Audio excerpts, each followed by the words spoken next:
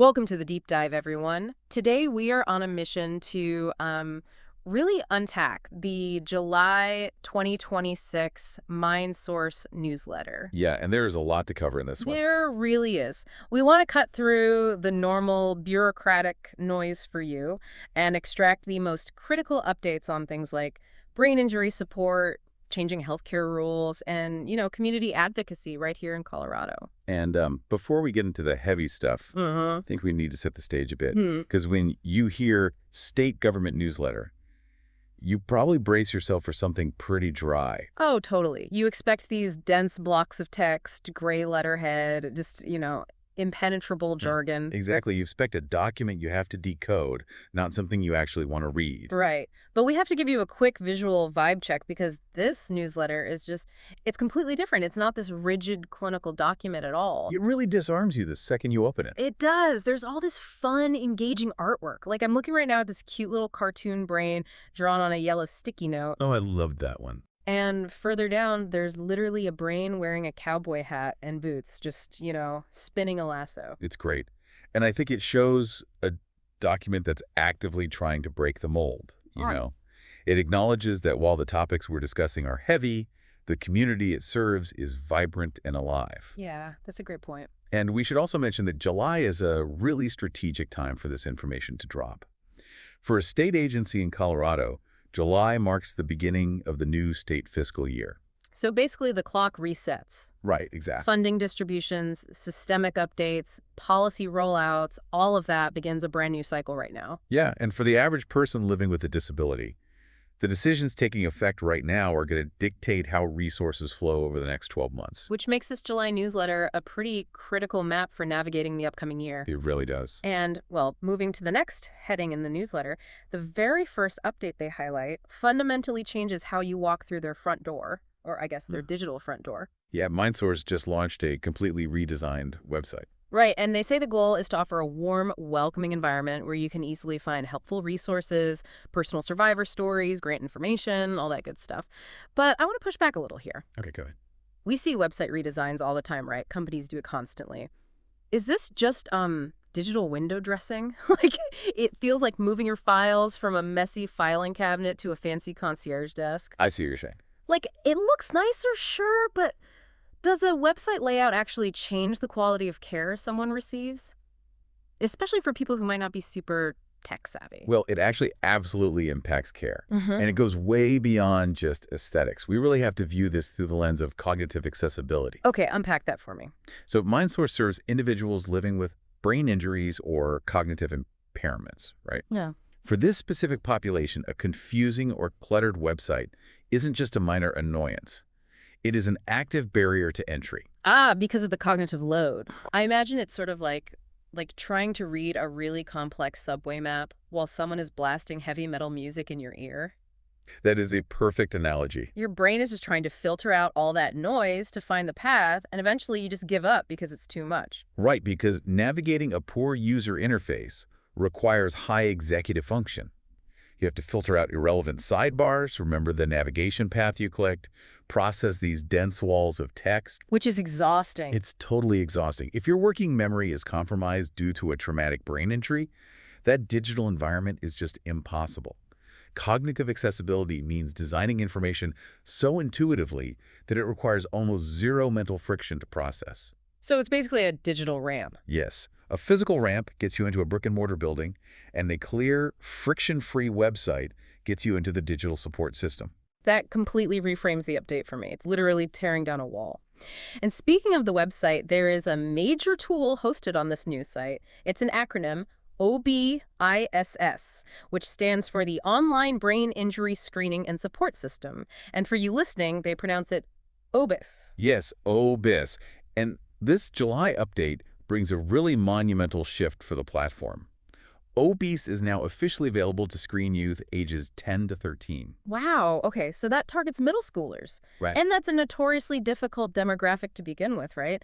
I mean, the neurological development happening between 10 and 13 is just explosive. It really is. The brain is aggressively wiring and rewiring itself as a child enters puberty. So if a brain injury happens during that window, say a sports concussion or maybe they fall on the playground, the symptoms would be incredibly difficult to separate from typical preteen behavior Oh, it creates a terrifying diagnostic minefield for parents and educators. because they just look like a grumpy teenager. Exactly. You see a 12-year-old becoming highly irritable, unable to focus in class, maybe withdrawing socially. The immediate assumption is often just, oh, it's hormones, or they're being defiant. When in reality, the child might be suffering from an undiagnosed neurological injury. Precisely.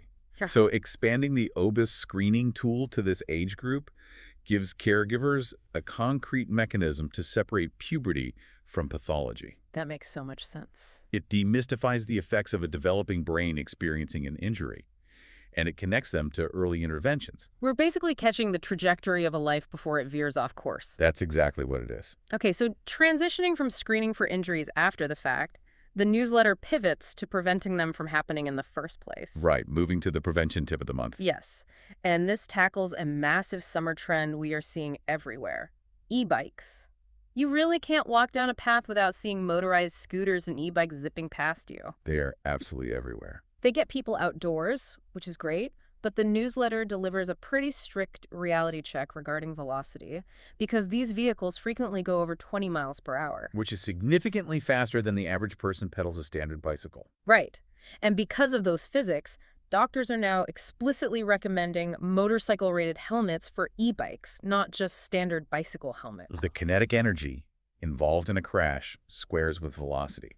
The physics completely change when you cross that 20-mile-per-hour threshold. And the newsletter brings up a specific helmet technology that you need to look for, which is MIPS, Multi-Directional Impact Protection System. Yeah, MIPS is crucial. Let's break down how this actually works because it's pretty fascinating. Old school helmets were built for linear impacts, right? You fall straight down, the foam crushes, it stops your skull from fracturing. Right, but in reality, if you're flying off an e-bike, you almost never hit the ground perfectly straight. You hit it at an angle. And that angled impact introduces a really dangerous element: rotational force. Exactly. When the outer shell of a standard helmet grips the asphalt, your head violently twists. The brain inside the skull doesn't just stop, it spins. Oh, wow. And that creates shearing forces. The brain tissue literally stretches and tears on a microscopic level. So brain injuries aren't just from the direct impact, it's that twisting motion. Yes. So MIPS technology engineered a solution by adding a low-friction layer inside the helmet. Okay, so think of a car hitting an icy patch. Instead of the tires gripping the dry pavement and forcing the car to violently flip over, the ice allows the car to slide, which bleeds off the kinetic energy. So the MIPS layer acts like that icy patch inside your helmet. That is a brilliant way to describe it. It's a deliberate slip plane. During an angled crash, the helmet's outer shell might grip the road, but the internal MIPS layer allows your head to slide just a few millimeters independently of the shell. And that redirects those twisting forces away from your brain. Exactly. It absorbs the dangerous twisting forces. And the newsletter also emphasizes a very strict rule regarding any helmet. If it takes a hit, you must replace it immediately, Even if there are no visible cracks. even if it looks perfectly fine. The internal crush zones of a helmet are strictly one-time use. The foam compresses to absorb the fatal energy of the crash, but it doesn't expand back to its original shape. So if you wear it again, you're just strapping a compromised piece of plastic to your head. Right, it offers a totally false sense of security. Wow. Getting this physics lesson to younger riders is so critical, and I was thrilled to see a 2026 grant winner mentioned in the newsletter, an organization named Helmet Heads. Oh yeah, they're doing great work. They created this highly engaging YouTube video called Learn About Your Coconut to teach kids why head protection actually matters.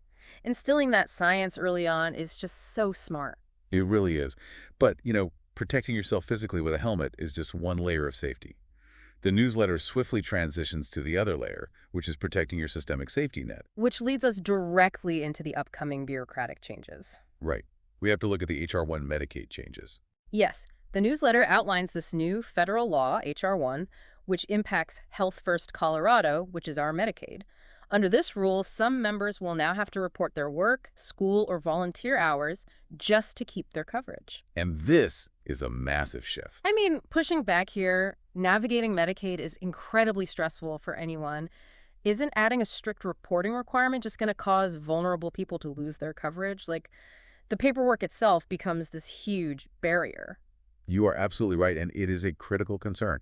Administrative burden requires tremendous executive function organizing documents, tracking deadlines, interpreting all that legalese. Which is exactly what we were just saying is impaired by a brain injury. Precisely, which is why the medical frailty exemption highlighted in the newsletter is so vital. Federal guidelines state that if a health condition makes working or reporting difficult, you may be exempt. You don't have to report hours to keep your health care. Oh, thank goodness. But you have to know how to properly claim it. So to help people through this, the Colorado Department of Healthcare Policy and Financing, HCPF, is hosting 2 crucial virtual Zoom webinars. Okay, let's give those dates to the listener. The first one covers the general Medicaid work requirements, and that's on Tuesday, July 21, 2026, from 9 a.m. to 12 p.m. And then the second one is the really specialized one, right? Focusing entirely on those medical frailty exemptions. Yes, that one is on Wednesday, July 29, 2026, from 1 p.m. to 2:30 p.m. And it's important to note that both of these sessions will provide live Spanish and American Sign Language interpretation. Which is huge for making sure the safety net is actually reachable. Absolutely. And the newsletter goes even further than just reacting to these rules. It shares how you can actively shape the future and fight back against systemic blind spots. Right, through the needs assessment. Exactly. The Colorado Disability Opportunity Office, the CDOO, and the Colorado Health Institute are running a massive statewide disability needs assessment, and there is an online survey that is due Tuesday, July 14th, 2026.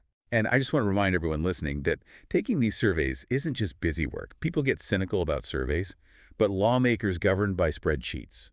They fund what they can measure. So if your daily struggle isn't quantified in their data, it effectively doesn't exist when they write the budget. Exactly. This is how funding and legislative priorities are decided for years to come. The state is also putting financial weight behind this by offering an $80 stipend for participating in virtual focus groups. An $80 stipend, that really shows respect for people's time. It does. So for the virtual focus groups, young adults have their session on Monday, July 13, and older adults will meet on Thursday, July 16. And we should briefly mention there's also a separate 10-minute online survey for the MSKTC, specifically gathering traumatic brain injury input for federal resources. Good to know. So, okay, we've unpacked digital interfaces, helmet physics, Medicaid reporting, statewide surveys. It's a lot of heavy infrastructure. It is a lot.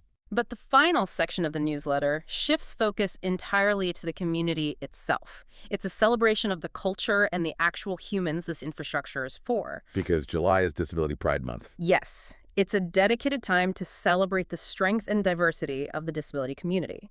The newsletter runs through a bunch of ways to get involved, like reading the official state press release, getting a CDOO digital passport, or attending the Thrive Together Festival. Which is going to be fantastic. Yeah, that festival is on Saturday, July 18th at Atlantis Community, Inc. in Denver. And building community also requires geographical outreach.